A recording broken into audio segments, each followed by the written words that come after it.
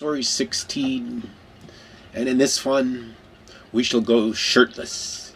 Those of you who go back far enough know that I've worn many shirts, but like many of you, I've lost many shirts, and I've lost my shirts over the years. But that's actually not the point, part of the point, so let's get to the point. 16, the episode by story. I struggled to get beyond and into 2007, and I even struggled to get in my story, so let's get back into the bigger story of the next big things. I mentioned them before, a confluence of convergence and a new kind of money, and I've struggled because, well, which came first? The future of money or a confluence of convergence? When the future of money requires the confluence of convergence and vice versa. So these are like two big things in tangent, and actually they can't really be achieved without achieving big thing 19. And big thing 19 is really justice and peace on earth. And like, okay, well, how do you get to justice and peace on earth? Big thing 19? You need 16 and 17. And I guess 17, okay, which is which? Okay, so we know from just parsing the numbers apart, we know that 1 was monopoly, and 6 was engine, 7 was the power and the light. And, well, is 16 the future of money? Or like the monopoly of an engine? Or like the monopoly of a power and a light? And I'll let you guys decide that, because it really doesn't matter which is which. But right now, I've been talking about this confluence and convergence in a reality world where our entire universe becomes a movie. Now, how can we afford to put everybody in the movie, retire people all over the planet out, when we're going bankrupt? And that's actually the point of the story today. Okay, in the debates, there's discussions, especially around the auto industry, and of how we went through bankruptcy there. And I don't even want to get into that argument one way or another. But there was this discussion of a managed bankruptcy, if you'd let it go under, it would have been under. You have to agree to that. I think I heard somewhere in the debates, hey, let the private capital go do it with government guarantees. But that's the worst of both worlds. That says, let the fat cats get the profits and the government guarantee it if they screw it up. And that's not right. And, well, we aren't going to get there from there with government doing this kind of thing. So how do we get there from there? And that, as you've known if you listen to the other parts of the story, is we must disintermediate and eliminate governments as we know them and turn them into a global enterprise. Now, we've talked about the future of money, but it's also the future of how we manage our global assets together and how we merge our interests together. Instead of China and India and their interest and American interest, what if China and India and all the interest had a cut in the American interest, and we have a cut in their interest, and all of a sudden we have a mutual self-interest in global economic prosperity and growth. And there was a point in the speech last night where there was a discussion of putting capital into the Middle East. Absolutely. Put it in home everywhere across the world. But why not put massive amounts of capital into the Middle East to create peace? Bring back the tourism. In fact, see, that's part of the thing. Part of the plan of retire the Europeans, retire the Americans out with a restructured bankruptcy of the entire planet. You see, if you actually, you could watch it crash. You know, we could be in an October scenario here. You could see your markets crash easily. Your equity markets, your bond markets. You could wait for the crash before you buy yourself out. And ultimately, that may be what it takes you to do it. But ultimately, we're just dealing in the funny money. All it is if we bought and merged all our interest at a premium, whatever bond you have, whatever stock you have, we'll take it in, whether it's from a nation or an enterprise, and we'll convert it into stock and the currency of, well, the new enterprise of the people of Earth, what I call WeThePeopleOfEarth.biz. Now, how do you do that? But what is the value of these pieces of paper? Actually, what is the value of my blood in a napkin? Actually, that's just disgusting. It just happened to be my back is bleeding. That's why I have my shirt off. But the point is, and it's not from carrying the world on my shoulder like Atlas. I lost my words long ago. But anyway, so the point is this. We're back to the point. Okay, so how do you do a global, managed restructuring of the world? Basically, it's a leveraged buyout of the entire planet, but you have to do it together. Now, in the scenario that I had, actually, it would be perfectly legal in my mind if we, well, let's call those Atlas angels we described, well, I announced to Fidelity they were private, they were worth $1 billion. Hey, if we bought Fidelity, then Fidelity could go offer secret offers to JP Morgan and Goldman Sachs, and, well, while they got those secret offers, they could accept secret offers without telling their shareholders they took a secret offer, and part of the offer was to become the investment banker for, well, for what? For the acquisition of the entire planet Earth. Now, what would be the fee on the acquisition of the entire planet Earth? It would be like humongous. So that's why we must buy out the investment bankers before we use them to buy out the world. And so what do? Well, this is a massive, complex transaction. Ultimately, we're buying out the national banks. We're buying out the banks. See, I mean, we could take them out with our new currency, but why take them out? Because we don't want to begin like peace on earth, with a war against people or a war against capital.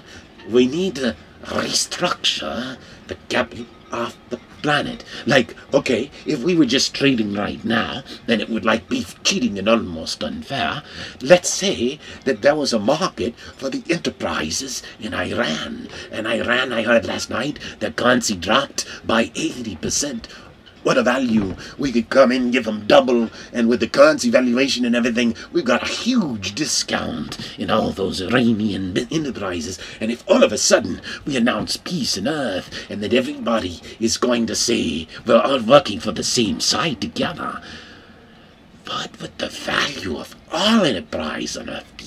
And that's the really interesting thing. And so, but you can't get there from there without getting there from that. Or how do you get to the point where you can achieve the peace on earth? And that's where you must merge your interest. And with a common bank, and with a common equity structure, and with an enterprise structure where we unleash enterprises, but in sort of a virtuous larger enterprise of us. And I can't even imagine how to describe all the details of such a global enterprise, because it would require a lot of very, very smart heads, smarter heads than mine, to put them together to achieve it. But imagining its achievement is quite simple, and actually imagining how it's done is relatively simple. For example, okay, just to say, let's say the moves I described many years ago were just moves that were moved. And so the thing was, many years ago, I offered on behalf of the people of Earth, which of course would be done by our people, which would be us. So it's like, well, it's not them against us, ultimately it's us against us, which is us. And so, who's against who? No, in the future, 19, that's the next big thing of peace on earth. There's nobody against nobody. And how many of you have a 19 in the front of your birth year? How many? Ask yourself, were you born in 19 something? And is there something interesting about the fact that there's a 19 encoded all over the Quran? Let's not even talk about the Bible quotes. There's a 19 encoded in the Quran. Just food for thought. Anyway, here's the point. The point is this.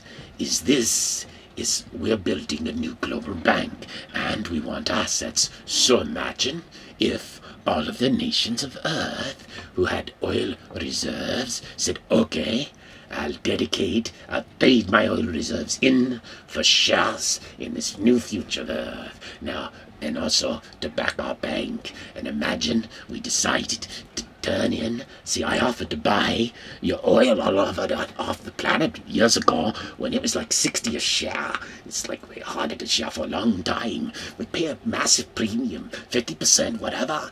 Okay, buy it all, put it in the reserve, and then if the price of oil goes up, we make money. Okay, see, that's the whole plan, because in an expansionary global economy, we are going to expand the value of everything. And if we can capture the value of everything back into our bank for the behalf of the people, we can create a flowing pyramid with wealth from the bottom to the top, with a throwing top. See, as you create a larger bottom of a pyramid, the available top of the pyramid gets much larger. That was easy. It's very, very simple.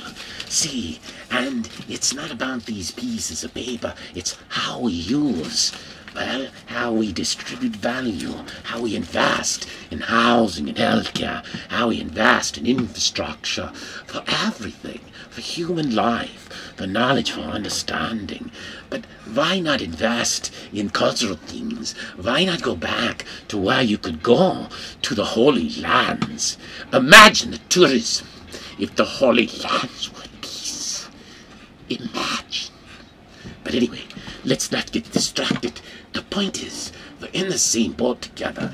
Now, if we have the same boat, and we have the same global currency, see, this is the thing. We take the opportunity to buy out the debt of nations, to merge it all out, to restructure it all out, to create a global enterprise. For the nations are part of that enterprise, but not as nations of independent warring interests, but nations, one nation under, well, whether you believe in God or not, one nation under God, one nation under us, one nation under truth.